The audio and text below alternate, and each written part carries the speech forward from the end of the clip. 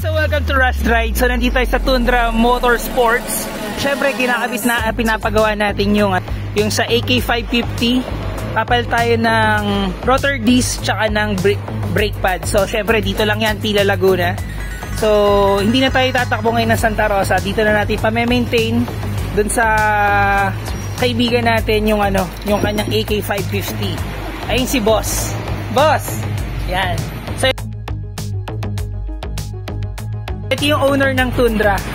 Kaya Tats, ayan. Ganda po, bro. Yan. So, Tundra Motorsports. Tundra Motorsports, ayan. So, si Boss Arnel, ayan. Isa sa pinakamalupit ding mekaniko. Siyempre, kilala niya rin si Mang Kaloy. Na-interview ko na yan kanina. So, shoutout pala kay Mang Kaloy, tsaka kay Rockpat. Ayan, kay Rockdot. So, ito. Kuha lang tayo ng konting footage. Okay. Ayan, so meron pala ditong ginagawa. GSXR 750. Ito. Interview natin yung owner. GSXR 750, medyo may sentimental value to. More than 10 years na nabulok.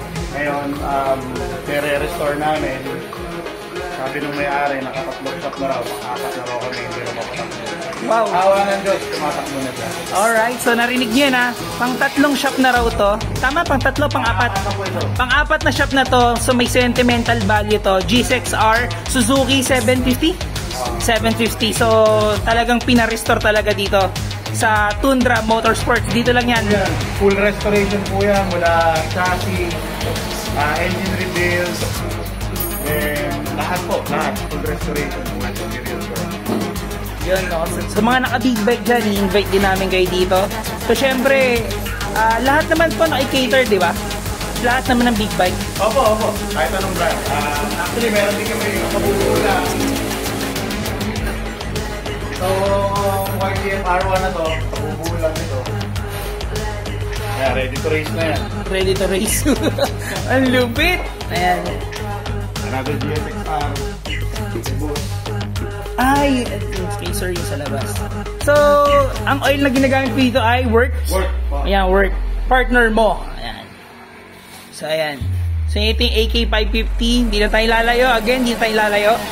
Dito na lang yan sa Pila Laguna. So, ito. So, order na tayo ng bagong rotor disc tsaka brake pad. Ayan. So, tapos meron lang din tayong ayusin dito yung sa busina tsaka yung sa upuan. So alright guys, so ito may Hayabusa, may ZH2 ba to? ZH2 Kawasaki. Syempre yan. So marami pa silang ginagawa dito. Sa mga naghahanap ng mga gusto magpa-rebuild, ayan. Available din yung mga gulong dito. Meron silang Your Grip, Pico Cobra, meron din sila ditong Pirelli. Ayan, so andito rin yung mga products nila. Ayan.